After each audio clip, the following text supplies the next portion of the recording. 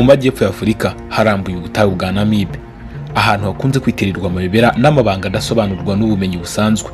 Ni ubutayu buhambaye bushaje kurusha ubundi bwose mu isi, aho imisozi y'umucanga itukura ikuri ikagera ku nyanja, igasiga umuntu yumva ko yageze ku mipaka y'isi. Iyo izuba rirenze, umwijima waho uteye ubwoba utwikira buri kintu. Umuyaga utangira kuvuga mu rurimi rutumvikana, nk'aho hari ikintu gihishwe kiri kuganira nijoro. Mu migani n'inkuru zivugwa n'abaturage bamwe, Namib ifatwa nk'ahantu hafite imbaraga zitazwi, ndetse hari abemeza ko hari ibice byayo bivugwa ko hari amarembo y'isi itagaragara, aho imbaraga mbi zavugwaga ko zinyura. Ibyo byose bivugwa mu magambo yo gutera amatsiko n'ubwoba, ntibishingiye ku gihamya ya siyansi, ariko bigakomeza gukurura ibitekerezo by'abantu bakunda amayobera.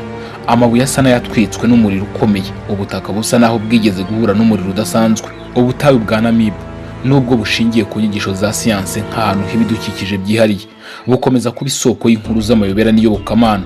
Kuri bamwe ni ikimenyetso cy'ubwiza n'imbaraga zirema, ku bandi ni urwibutso rw'uko hari byinshi muri iyi si bigihishe, biteye ubwoba kandi bigatera amatsiko icyarimwe.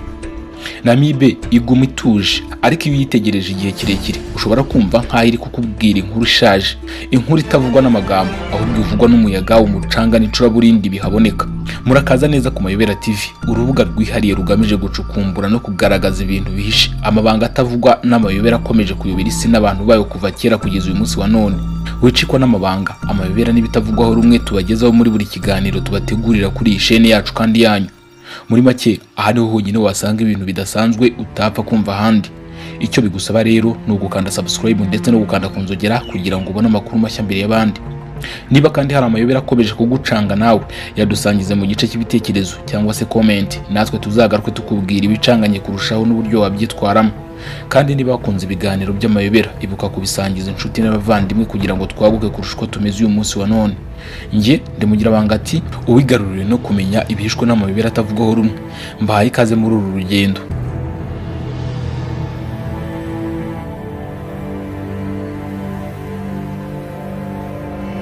Mu butayu bukonje bw'umutuku, aho nta muntu n'umwe uhaba, nta giti gikurirayo, nta karemangingo kahakurira na kamwe, hari agace benshi bavuga ko gashobora kuba ariho sekibi yihishe. Ibinyabuzima byo mu kirere bihabyinira nijoro. Hari abemeza ko ubuvumo n'indiri bya Satani bishobora kuba biri munsi y'iyo si ikakaye, ishaririye kandi yuzuye ibiti byapfuye, ariko bidashobora no kubora kubera hahora humye cyane. Aho ni Dead Vlei mu butayu bwa Namib mu gihugu cya Namibia. Ni ahantu hameze nk'isi y'inyuma y'ubuzima. Umusenyi utukura bavuga ko ushushanyijeho ibisa nk'inkweto z'abadayimoni, ibiti byumye bisa nk'intoki z'abadayimoni zifashe isi, n'ubutaka bw'umukara butumuka nk'umwuka w'umwijima. Abahasura bavuga ko hari abahatakariza ubwenge, abandi bakahasiga ubuzima. Ese ni koko amarembo y'ikuzimu ari muri Afurika cyangwa ni amayeri y'ibidukikije? Mu gihugu cya Namibia hari ubutayu bwihariye buzwi ku izina rya Namib Desert, bukaba bumwe mu butayu bushaje cyane kurusha ubundi bwose mu isi. Muri ubu butayu hari agace kahindutse igitangaza mu maso ya benshi, Dead Vlei. Aha ni ahantu hatagerwaho n'ubuzima, hatwikiriwe n'umusenyi utukura, ibiti byapfuye ariko bikanga kugwa, maze byose bigatuma hahabwa izina ridasanzwe, amarembo y'ikuzimu. Dore impamvu hitwa amarembo y'ikuzimu. Icya mbere, hari ibiti byapfuye bimaze imyaka iri hagati y'900 n'igihumbi. Ibyo biti ntibyaguye cyangwa ngo bishenguke, kubera ko ari ahantu humye cyane, dry clay pan. Ibitare bihaboneka no kubura amazi, ibyo biti byatumye bidashira. Icya kabiri ni isura idasanzwe iteye ubwoba y'aha hantu, ubutaka bw'umukara, ibiti bipfuye bipfukiranywe n'umukungugu utukura cyane, n'ikirere gitukura cyangwa kijimye cyane bitewe n'izuba, bigatanga ishusho isa nk'iy'ahantu hadatuwe n'abantu, nk'ahari inyuma y'isi. Icya gatatu ni ubutayu bwa Namib. Bumwe mu butayu bushaje kurusha ubundi ku isi ni ubutayu bwa Namib, buba bugizwe n'imisozi y'umusenyi muremure cyane, nko ku misozi ya Big Daddy hafi ya Dead Vlei. Bimwe mu bishushanyije ku mucanga w'ubutayu, bamwe bemera ko ari ibirenge by'Imana, abandi bakavuga ko ari inziga zakozwe n'imbyino z'ibisa n'abantu byo mu kirere. Ariko nta muntu urabasha gusobanura ibya za miliyoni z'inziga z'amayobera ziri muri ubu butayu. Mu majyepfo ashyira uburengerazuba bwa Afurika ku nkombe z'inyanja ya Atlantique, ubutayu bwa Namib ni hamwe mu hantu humagaye cyane kurusha ahandi hose ku isi. Namib bisobanuye ahantu hatari ikintu na kimwe mu rurimi rwaho rwa Namba. Ahantu hameze nko ku mubumbe wa Marisi, hari amabimba manini cyane y'umucanga wo mu butayu, imisozi y'ibitare n'imirambi y'amabuye. ni ubutayu bwa kilometero kari 1081 bukora ku bihugu bitatu. Mu myaka miliyoni 55 ibarwa ko bumaze, Namib ifatwa nk'ubutayu bumaze imyaka myinshi kurusha ubundi bwose ku isi. Ubutayu bwa Sahara bibarwa ko bumaze imyaka hagati ya miliyoni 2 na 7 gusa. Mu gihe cy'impeshyi ubushyuhe busanzwe buba buri hagati ya °C 45, mu gihe ijoro rikonja bikomeye cyane. Ni hamwe mu hantu hafatwa nk'ahadashobora na busa guturwa kuri uyu mubumbe. Nyamara uko imyaka yagiye ishira, hari amoko y'ibinyabuzima yahagize imuhira, maze bituma haboneka ibintu by'imiterere idasanzwe n'ubu abahanga batarasobanukirwa. Ubutayu bwa Namib bufite uburebure burenga kilometero 2000 kuva mu majyepfo ya Angola ugaca muri Namibia kugera mu majyaruguru ya Afurika y'Epfo. Ku mwaro w'inyanja muri Namibia hari ahareshya na kilometero 160, aho ubu butayu bugarukira neza ku nkombe z'inyanja. Ishusho y'iri huriro ni umwihariko kandi n'urukerereza abagenzi, iboneka nk'igitangaza kitari henshi ku isi. Ibice byumagaye cyane bya Namib bigira igipimo rusange cy'imvura milimetero 2 gusa ku mwaka. Hashobora kandi gushira n'imyaka nta na gake kaguye. Ariko mu kuboneka kudasanzwe, inyamaswa nk'impyisi, ingwe, inyoni za ostrich, imparage, impara n'ingeragere zaremye uburyo zibasha kuba muri ubu buzima bukomeye cyane bwo muri ubu butayu. Ostrich zizamura ubushye bw'umubiri wazo kugira ngo zigabanye uko zitakaza amazi. Imparage zo mu misozi yaho zibasha kurira, naho ingeragere zaho zishobora kumara ibyumweru zitanyoye amazi kubera kurya ibimera biyafite nk'imizi n'ingeri z'ibimera. Hamwe mu hantu hakarishye cyane muri ubu butayu bw'intaturwa bwa Namib, n'ahantu hareshya na kilometero 500. Hari amabimba manini y'umucanga n'amato yatawe kera cyane ku nkengero z'inyanja ya Atlantique, hazwi cyane nka Skeleton Coast. Aha hahera mu majyepfo ya Angola kugeza hagati muri Namibia.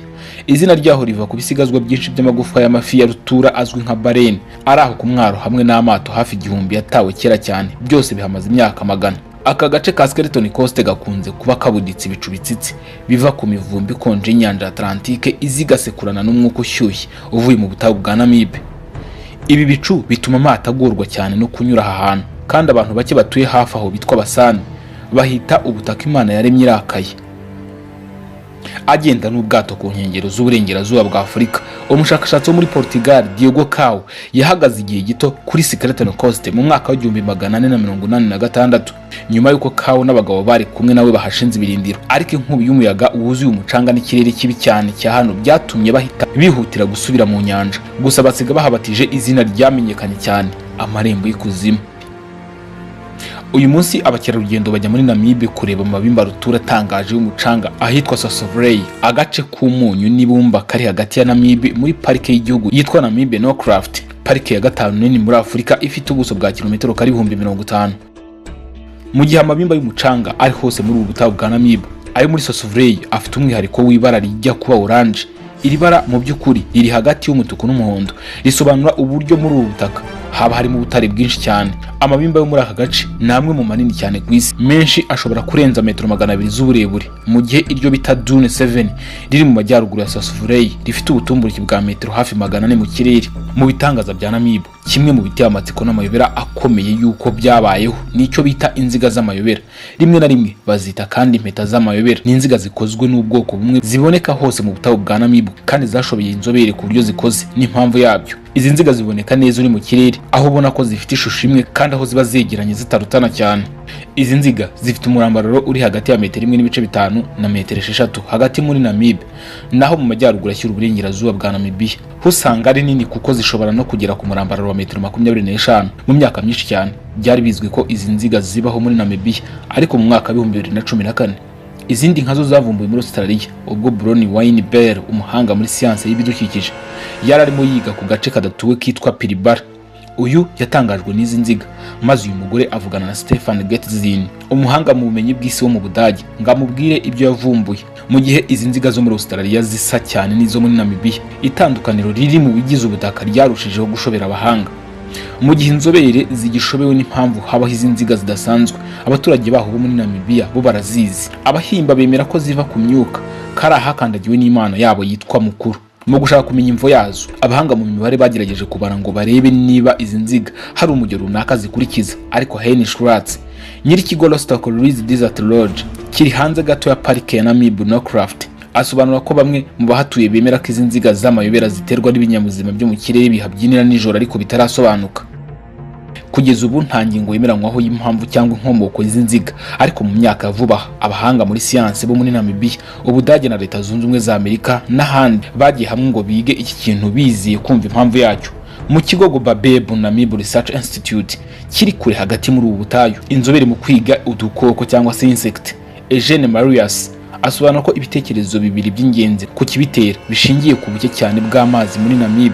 Ubushakashatsi bumwe buvuga ko izi nziga ziterwa n'imiswa zikora izi nziga kugira ngo zikamura amazi n'ibindi byazitunga mu butaka. Mu kwigizayo ibimera byose biri ku butaka, imiswa ikora ahantu hambaye ubusa ku butaka, ibituma iyo imvura iguye amazi agera kure mu butaka.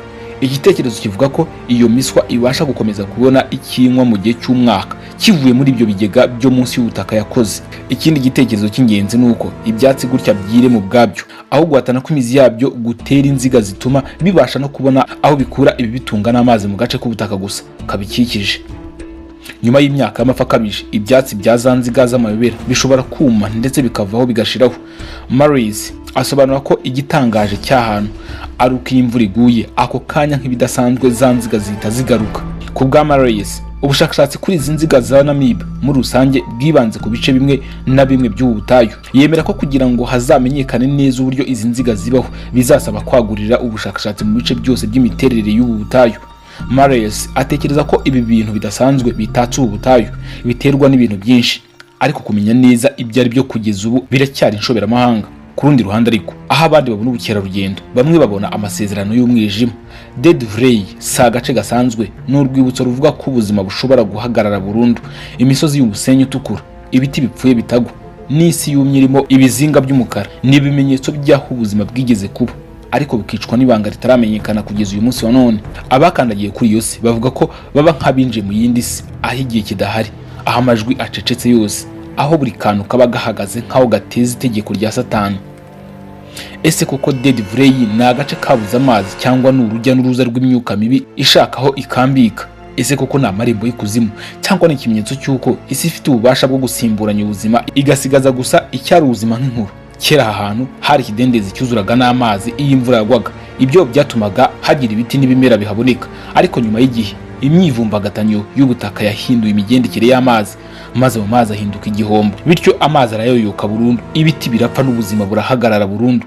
Ibimenyetso byerekana ikuzimu muri Dead Vlei bimwe twagiye tubigarukaho, ariko Dead Vlei itwikiriwe n'ubutaka bw'umukara bugizwe n'amazuku yumye yahoze ari ikidendezi, bukaba bukikijwe n'imisozi minini y'umusenyi utukura cyane uzwi nka Big Daddy Dune, umwe mu misozi y'umusenyi muremure ku isi. Ibi biremamo ishusho y'ahantu hadatuwe n'abantu kandi hagaragara nk'ahagenewe imbaraga z'umwijima cyangwa imyuka mibi. Mu buryo busanzwe aho hantu nta mazi yaboneka, nta bimera, nta nyamaswa, ndetse nta n'inyoni zikunda kuhagwa, n'izihaba ziri hafi yaho.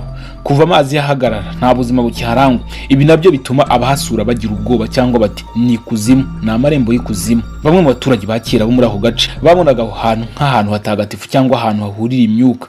Ibi nabyo byongereye inkuru z'uko Dead Vlei yaba ifite ibanga ryihishe nk'amarembo y'inzira ijya mu isi y'inyuma. Dead Vlei, kimwe mu bice bikurura amatsiko muri Afurika, ni ishusho nyayo y'uko isi ishobora kwerekana igice cyayo kijimye.